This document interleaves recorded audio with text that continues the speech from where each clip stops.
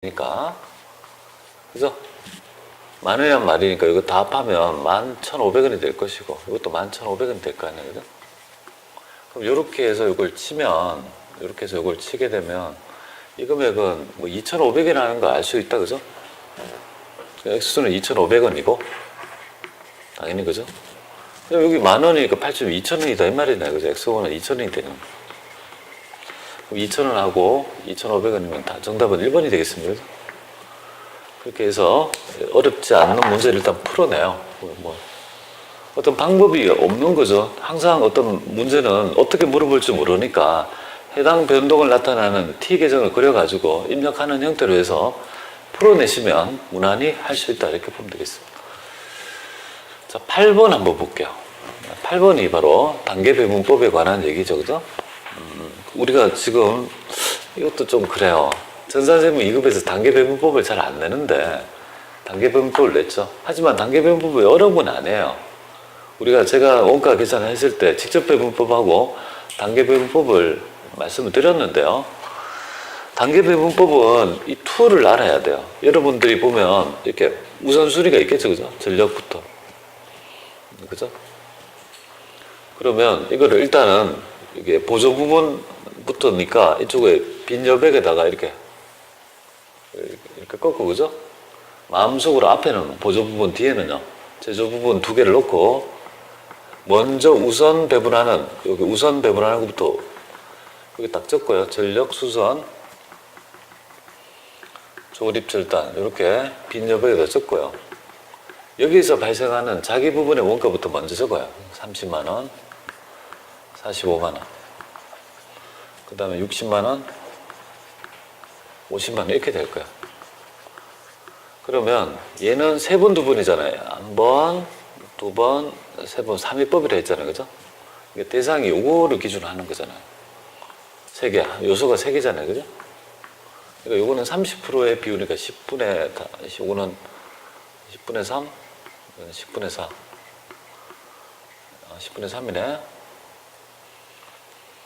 근데 이걸 엄밀히 따지면 눈이 생기면 이런 것들을 안 하고도 할 수 있는데, 그죠? 10분의 4 일단 다 적어 놓겠습니다. 그리고 수순 부분은요, 원가를 전력 부분에 받은 것까지 해서 원가 배분한다 이렇게 있잖아요, 그죠? 그래서 세 번, 두 번 한다 해서 3위법 이렇게 제가 말씀드렸죠. 그럼 얘는 지금 대상이 요거는 무시하고 요것만 하는 거잖아요, 그죠? 그러면 9분의 4, 9분의 5 이렇게 될 건데요. 제가 다 풀어드리는데 시험은 웬만하면 얘를 내요. 얘나 얘를 물어봐요. 그렇지 않겠습니까? 얘는 단계 배분법은 받은 것까지 포함해서 배분해야 된다. 그러니까 문제는 X1이나 X2를 낼 수밖에 없는 거예요. 대부분 여기를 물어본다고요. 그러면 이 문제도 보면 수선 부분에서 조립 부분이니까 수선 부분이 이거잖아요, 그죠? 수선 부분 요 부분 요 금액이 배분받은 금액에서 우리 조립 부분 X 이걸 물어보는 거예요. 그러면 나중에 되면 요 정보하고 요 두 개만 알면은요, 그죠? 요 정보랑 요거랑 요 정보만 알면 쉽게 이걸 구할 수 있는 거예요, 엄밀히 따져서. 그러면 그래도 FM이니까 그냥 해볼게요. 그냥 쭉 해볼게요. 30%니까 이거 9만 원이 되겠습니다. 그래서 이것도 얘도 9만 원 이렇게 되고요. 3, 4, 12, 12만 이렇게 배분 되겠죠. 그러면 얘는 배분받은 원가는 45를 배분하는 게 아니라 요거 배분받은 원가까지 54만 원을 가지고 뭡니까? 그죠? 합한 금액 있죠. 요거 두 개. 합한 금액을 가지고 배분한다 이렇게 보면 돼요. 그러면 54만 원에 9분의 4를 해보면 이 X가 바로 24만 원이 되겠습니다. 그래서 딱 떨어진다. 그래서 정답은 2번이 되겠습니다. 그 정도. 보통 전산세무 2급에도 직접 배분법이 많이 나와요. 두 번. 근데 단계 배분법이 나오더라도 어려운 건 아니에요. 요것만 할 수 있으면. 툴을 딱 마련해서 기계적으로 풀어보시면 됩니다. 연습을 좀 해보시면 될 것 같아요. 그래서 사람들이 이거 단계 배분법은 세무1급에서 많이 나오는데요. 여기에서 지금 언급하고 있습니다. 그래서 이거 해보시면 될 것 같아요. 자, 계산 문제에 울렁증이 있으면 안 돼요. 뭐 어려운 게 아니니까 보시면 되겠고, 연습이 되면 많이 어렵지 않아요. 자, 개별 원가에서 잘못 짝져서 이론 문제가 되죠, 그죠? 핵심 과제물. 여러분들 종합원가하고 개별원가 계산 중에 누가 정확할까요? 종합원가 계산은요, 평균화 과정을 거친다는 말이 뭐냐면 원가를 개별적으로 측정할 수 없기 때문에 n분의 1을 하는 거예요. 투입한 원가를 다 측정하고 그 양을 나눠 가지고 뭡니까? 단위당 원가를 구해서 배분하는 방법이란 말이에요. 그렇기 때문에 여기에 종합원가 계산은 정확한 원가 계산이란 말은 된다, 그죠? 3번이 되겠습니다. 그죠? 편리한 방법이 뭘까요? 당연히 종합원가 계산이죠, 그죠? 원가를 일일이 추적해서 뭡니까? 다 직접 부과하고 간접비를 모아서 인위적으로 배분하는 이런 것 절차를 안 거치고 그냥 n분의 1에서 배분하기 너무 쉽지 않습니까? 그래서 이제 3번이 장점이 되겠다. 10번은 별로 어렵지 않죠, 그죠? 우리가 1000개 만들거나 2000개 만들 때 원가가 같대요. 그리고 동능 관련 범위의 수업도가 증가한 경우에 단위 원가를 감소한다는 거는 이걸 얘기하는 거죠, 당연히 뭡니까? 고정비가 된다, 그죠? 어렵지 않는 얘기가 되겠습니다. 자, 이렇게 해서 우리가 원가를 좀 새겨보시고요. 원가에서는 한 문제 정도는 틀릴 수 있다고 봐요.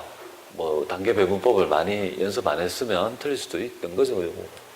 연습이 돼야 돼요. 삼미법이 딱 돼야 돼요. 틀을, 그죠? 이거는 삼미법은 별거 아닌데 그냥 이렇게 빈접에 하나, 둘, 셋, 넷 이렇게 하고요. 이렇게 하나, 둘, 셋 이렇게 하고요. 이거 딱 이렇게 잡아가지고 셋, 둘 이렇게 딱 해놓고 스타트하면 되는데요. 이거 그려가지고 입력하는 데 있죠. 1분 30초면 돼요. 이거 그리는데 뭐 10초면 되는데 그럼 적고 비율 구해서 배분하면 되는데 대부분 다 엑셀 이걸 물어보겠죠. 그죠? 연습해봅니다. 단계 배분법. 직접 배분법은 더 쉬우니까요. 자, 11번 한번 보겠습니다. 세법. 우리 간주공급에 해당되지 않는 것, 간주공급, 과세하지 않는 것 이걸 물어봅니다. 그래서 매입세 공제 받고 해당 재화를 면세에 사용하거나 개인적 용도로 사용하거나 혹은 우리 사업상 정의하면 이거는 공급으로 간주하죠. 폐업상 잔존조회까지. 그래서 이게 전부 다 있죠. 전부 다 간주공급에 해당이 됩니다. 근데 그 사업을 위해서 대가를 받지 아니하고요. 안 받고 다른 사업자 인도하는 견본품은요. 이건 아예 뭡니까? 공급으로 보지 않는다, 그죠? 여러분들 사업상 정의할 때 예외적인 사항이 불특정 다수한테 뿌려지는 광고 선전 물품이랄지 이런 것들은요. 전혀 과세하지 않는다 있지 않습니까? 그게 얘기입니다. 4번이 이제 과세하지 않는 항목이 될 거고요. 그럼 영세라고 면세 한번 볼게요. 뭐 이론 문제인데 잘못된 거. 우리가 소비세가 가지고 있는 가장 큰 약점이 뭐냐면 소득의 차등에서 세금을 부과할 수 없는 한계가 있는 거죠. 그 말은 뭐냐면 소득이 낮은 사람도 똑같은 세금을 부담하기 때문에 상대적으로 부자에 비해서 누진이 아니고 역진적인 조세다. 역진적이다. 이런 말이잖아요. 그죠? 그래서 첫 번째 보니까 이게 누진성을 완화한다는 말이 안 되고요. 역진성을 완화하기 위해서 이렇게 기초생활 필수품 등의 소득이 낮은 자가 사용 소비하는 재화 용역에 대해서는 면세하고 있습니다. 그래서 외국 항행 용역도 영세율이죠, 그죠? 외국으로 가는 거. 근데 국내 항공기는요, 과세되는 거고요. 그 다음에 영세율은 완전 면세고요. 그 다음에 면세는 일부 자기 부분의 면세 부분만 면해주는 불완전 면세라는 거, 뭐 이런 거. 국내 거래라도 영세를 적용되는 경우가 있겠죠, 그죠? 내국시 용장 거래니까. 그건 되겠습니다. 13번 볼게요. 우리가 이제 면세사업자가 면세를 포기할 수도 있겠죠, 그죠? 포기해서 우리가 영세율을 적용받거나 했을 때 포기할 수 있는데, 포기하면 과세사업자가 되죠. 그러면 다시 재적용, 내가 면세사업자로 다시 오려면 최소한 3년 있다고 와야 되죠. 그래서 다시 적용 받으려면 3년이 있어야 된다. 자, 14번, 우리 소득사업사항에 다음 절에 소득만 있는 근로자의 김철수의 종합소득금액은 얼마냐 이렇게 되어 있습니다. 종합소득은 6종이죠. 입에서 건전기고, 태양은요, 분류소득이죠. 그러니까 당연히 뭡니까?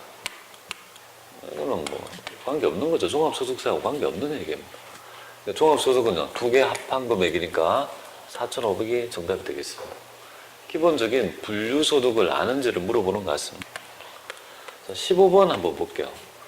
15번은 여러분들이 뭐 원천 징수한 날은 하면 다음 달 10일까지 신고 납부해야 된다는 거 맞고, 이 반기별 납부라는 게 뭐냐면요. 우리가 이제 상시 고용 인원이 좀 너무 적은 인원에 대해서는요. 원천세를 매달 하지 않고 6개월 단위로 할 수는 있어요. 근데 이제 실무는 별로 안 권해드립니다. 몰아가지고 6개월 단위로 한다는 자체가 귀찮고 힘들어요. 그래서 할 수 있으면 해당 반기에 마지막 달에, 그죠? 마지막 달 6월 달이잖아요. 다음 달 10일이니까 7월 10일 날 6개월치를 신고하는 제도가 있긴 해요. 신고 납부할 수 있고요. 우리 법인세법에 따라 있죠. 상여처분한 금액 같은 거, 인정상여, 인정배당, 이런 거 있잖아요. 인정 기타 소득은 반기별 납부에서 제외되죠. 그리고 어떻게 그것까지 나눠서 하는 게 아니고, 그거는요, 3월 달에 만약에 되었다면 4월 10일 날 신고를 해야 되니까 제외된다는 거고. 만약 이런 것들을 잘 몰랐다 하더라도 4번은 알 수가 있어요. 왜 알 수가 있냐면요. 여러분들 제가 우리가 근로소득 할 때 제가 항상 누누이 말씀드렸던 거, 이걸 말씀드렸는데, 제출하는 비과세도 있고 미제출하는 비과세도 있잖아요. 그죠? 그래서 식대하고 자가운전 보조금은 직업 명세표통에 제출하지 않는 거고, 육아수당이랄지 다른 항목들은요, 비과세이지만 세무서에 제출하는 항목이 다 있죠. 이 말은 뭐냐면 비과세 등이라 하더라도 세무서에 반드시 신고해야 된다는 걸 알 수 있는 거죠. 그래서 보면 과세 미세나 비과세로 인해서 납부할 세액이 없는 자는 신고 안 해도 된다? 신고 한번 해야 됩니다. 그래서 우리가 제출하는 비과세 등은 신고하는 이유가 바로 여기에 있죠. 그거 충분히 그 의미를 이해하실 수 있을 것 같아요. 자, 이렇게 해서 15문제를 풀어봤는데요. 이 문제를 보면 이 정도의 합격률은 아닌 것 같습니다. 제가 볼 때는 한 23% 정도 된다고 봅니다. 그 정도로 또 논란이 약간 있었던 문제가 몇 문제 있는 것 같습니다. 약간 어려운 것도 있고 그랬던 것 같아요. 그래서 요거 한번 보셨고요. 그 다음에 이런 실무 문제 말고 요거 실무 문제 한번 보겠습니다. 차이가 논점이 있는 거. 얘는 논점이 없고요. 등록명세서는 세금과 공과란 말이고, 그러면 여기서 체크해야 될 거는 영업부서 체크하면 되겠죠, 그죠? 판관비니까 등록명세서는 세금과 공과다, 이거밖에 없고요. 이렇게 지금 보면 여기 거래처를 언급하고 있습니까? 없잖아요, 그죠? 보통 예금은 거래처가 있는 게 아니에요. 무슨 은행이 나와야 돼요. 그래서 우리 K랩의 기본 모형인, 기본 전제인 이 거래처를 채권과 채무에만 달잖아요. 그러니까 수익과 비용, 현금, 보통 예금은 안 단다, 이 말이에요. 재고자산이랄지, 유형자산 이런 거 안 단다, 이 말이에요. 그걸 얘기하는 거고요. 얘 보세요. 발산 실업 이렇게 나오잖아요, 그죠? 그럼 거래처를 달아야 된다고 생각하면 돼요. 그래서 이제 채무를 반을 면제받았다는 채무 면제익을 아는지를 물어본 거예요. 평이한 것 같습니다. 세 번째는 우리가 영업부서라는 말이 나타나죠. 경비를 구분해야 된다. 확정 기여형 퇴직연금은요, 기여해주면 끝나요. 매년. 그럼 매년 기여해주면 끝나기 때문에 그는 비용 처리하는 거죠. 퇴직급여로 하는데 영업부니까 판관비로 봐야 된다. 그거밖에 없습니다. 그죠? 1, 2, 3의 논점이 쉬웠다. 그죠? 그래, 네 번째가 바로 우리가 이제 이 정도가 꼭 그죠? 아주 스탠다드한 안 넣어야 되는 게 아니고 나와야 될 것 같습니다. 이 문제에서 가장 어려운 문제가 되겠습니다. 근데 얘는 뭐냐면 자기 주식은 상가격이 중요해요. 하지만 증자하고 감자 모형은요, 우리 자본금의 주식의 액면가액이 중요하죠, 그죠? 그래서 얘는 보면 90만 원에 매각했어요. 사서 매각했어요. 그럼 950에 샀는데 900에 팔았으니까 처분 손실이 뭡니까? 50만 원 나타날 거 아니에요, 그죠? 그런데 이 단서, 자기 주식 처분 이익은 있다면 상계하라는 말은 있을 거라 이 말이죠, 그죠? 그러니까 처분 손실이 50이 나타나니까 혹시 자기 주식 처분 이익이 있으면 상계하고 나머지 부분만 계산하라는 거 아니겠습니까? 그러면 어떻게 찾을까요? 7월 21일자에 뭡니까? 합산에 가셔야죠, 합산. 학계잔액 시산표 있죠? 거기 가셔가지고 자기 주식 처분 이익이 있는지를 확인해보고 있다면 걔부터 우선 상계하고, 그죠? 부족분에 대해서는 바로 자기 주식 처분 손실을 계산한다. 우리 우선 상계하는 게 반드시 출제됩니다. 만약에 주식 할인 발행처럼 나타나면요, 주발초하고 상계하는 이런 여러 가지 문제 꼭 좀 알아주셔야 돼요. 감자 차순이 있으면 감자 차익과 하는 거. 5번은 그냥 쉬운 거 같다. 빙구가 있고, 그죠? 계약금으로 어음을 지급했다, 그죠? 원재를 매입한 거니까. 그러니까 지급어음이 되겠습니다. 그죠? 거래처만 잘 챙기면 되겠습니다. 아무런 논점이 없는 것 같아요. 이거는 그냥 기본 서비스 문제 같습니다. 그래서 여기 5문제 중에서 4번째만 잘 통제했다라면 무난히 다 맞을 수 있는 정도의 수준의 문제인 것 같아요. 자, 문제 2번은 보면 얘는 일본 거래처가 이게 뭐야? 허니잼? 꿀잼이네, 꿀잼? 꿀잼? 요새 일본 거래처는 꿀잼 있잖아요. 허니잼이라는 회사를 치면 될까요? 안 될까요? 안 돼요. 허니잼이 나올 거, 분명히 있을 거야, 아마. 허니잼을 치면 안 되고, 항상 우리가 수입세금 계산서에서 이 세관적인 거래처가 된다는 점이죠. 얘가 보면 보통 예금 계좌죠. 이체 했으니까 3번으로 더 가시면 될 것 같아요. 뭐 그 정도 어렵지 않는 것 같고요. 그 다음에 영업부서에서 우리가 영업부서니까 제품 광고니까 광고 선접비가 되겠습니다. 그리고 현금 영수증을 받았으면 현금으로 지출했다는 거면 1번이 될 건데 얘는 또 뭐 여기 뭐야? 보통 예금 좋아하네요. 보통 예금으로 싸줬다고 했으니까 얘는 또 뭐야? 3번으로 해서 그렇게 또 가야 돼요. 그렇고 얘는 영세율 세금 계산서예요. 구매 확인서에서 납품하고 다음에 영세율 증을 발급. 대금은 전액 보통 예금. 그러니까 2번으로 하지 말고 뭐야? 3번으로 해서 2번은 서비스 분기잖아요. 3번에서 보통 예금으로 보통 예금 좋아하죠. 굉장히. 그리고 얘는 뭐 약간 다르게 내는데 어려운 건 아니죠. 그죠? 왜냐하면 얘가 지금 보면 우리가 살 때는 3천 주고 샀는데요. 지금 현재 장부가액이 얼마가 있습니까? 1,500이 되잖아요. 그죠? 요거랑 감가상각 2개니까. 근데 얼마 주고 판 거야? 1,200을 팔았으니까 결국은 300만 원이 뭐야? 유형자산 처분 손실만 알고 들어가면 되겠습니다. 돈은 이게 다음 달 받기로 했으니까 미수금은요. 요 금액 1,320만 원이 미수금이 될 거거든요. 요것만 통제하면 요거 2개 합하는 금액이 1,320만 원이죠. 요게 먼저 미수금이 될 거고 그것만 2개의 요소만 안다라면 틀릴 수 있는 문제가 아니다는 겁니다. 많이 연습해봤으니까 좀 아실 것 같고요. 9월 28일은 후원할 목적으로 판매 거래처다, 그죠? 판매 거래처니까 동해니까 우리가 이제 접대비로 봐야 되죠. 그러니까 이거 불공제 매입세액이 되겠습니다, 그죠? 불공이니까 별로 어렵지 않는 것 같아요. 접대비 하셔서 부인하면 될 것 같습니다. 자, 그 다음에 4번 한번 가볼게요. 4번 한번 가셔가지고요. 여기 뭐 사채에 대한 얘기가 있는데 사채는 좀 이거 좀 하고 할게요. 이번의 내용기는 뭐냐면 우리가 단기매매증권의 평가에 있죠, 그죠? 그래서 얘 보니까 여기 지금 결산전편 각 주식별로 하라고 했으니까 2건을 하면 될 것 같습니다. 얘는 올랐죠, 그죠? 500만 원. 10,000원 주고 샀는데 2만 원이니까 만 원이니까 이거 500만 원 올랐죠? 그럼 단기매매증권 평가액 500 하시면 되겠고 얘는 떨어졌네요, 그죠? 15만 원만큼, 15,000원만큼. 그러면 250이면 이게 뭐 얼마가 되나? 300만 원쯤 되나요? 375만 원 정도 되나요? 그만큼은 평가 손실이 되겠습니다. 뭐 어렵지 않는 것 같고요. 3번째는 언제, 그죠? 세 번째는 원래는 매출 세액이 얼마예요? 5,500. 매입세액은요? 2,500을 기말에 분기에 상계하는 회계처리잖아요, 그죠? 그럼 3천만 원 내야 돼요. 미지급 세금이 3천만 원 내야 되는데 아마 전자신고 세액공제를 많은 받아 먹은 것 같아요. 요거는 자비구 처리하니까 결국 미지급 세금은요 3천이 아니고 2,999만 원을 그죠? 미지급 세금으로 계산하는 거 어렵지 않게 됩니다. 요까지를 우리가 일반 전표에 하고 요것만 그죠? 결산 전표네요. 그러면 여기 태충이니까 얘는 어렵지 않고 2천만 원 추가로 제조원가로 지불하면 되겠고 얘는요 뭐 900만 원 더 입력하면 되겠습니다. 아무것도 아니고요.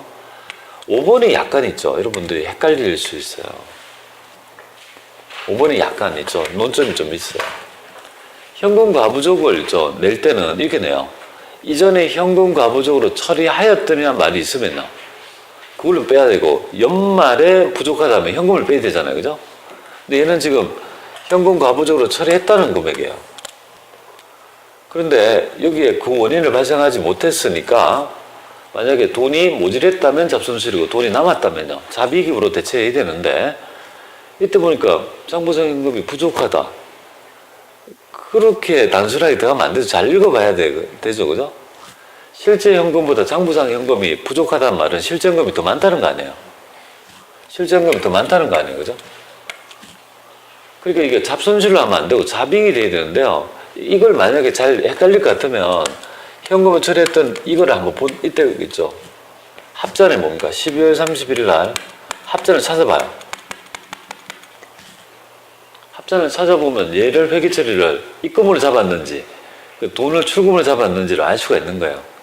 돈이 입금을 잡았다면 돈이 남았다는 말이고 출금을 했던 돈이 모자랐단 말이거든요. 보통은 영업의 수익으로 처리하라 이렇게 나오는데 이 문제는 그게 없었어요. 좀 찾아보면 될 것 같습니다. 좀 찾아보는 거죠, 그죠? 그런 것들이 좀 약간 논점이 좀 있었다 이렇게 보면 되겠습니다. 자, 그 다음에 이거 우리가 사채에 대한 얘기를 한번 간단히 한번 해보겠습니다. 이 사채를 연말에 발행 분괴를 이자에 대한 지급 분괴를 하라는 거는요, 뭐 세무위급에서는 드문 회계 처리는 아닙니다. 그럼 간단한 예를 통해서 한번 보죠. 우리 사채의 그죠?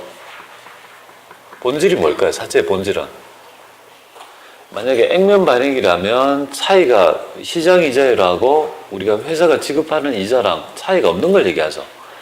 그러면 사채의 평가는 매번 뭡니까? 10만 원을 기록했다가 계속 뭡니까? 변하지 않는, 그 사채의 가액이 변하지 않는다는 거예요. 근데 사채를 만약에 할인 발행했다면요. 할인 발행했다는 말은 어떤 걸 의미하느냐 하면 이게 액면 이자율하고요. 액면 이자율하고 시장 이자율 중에 시장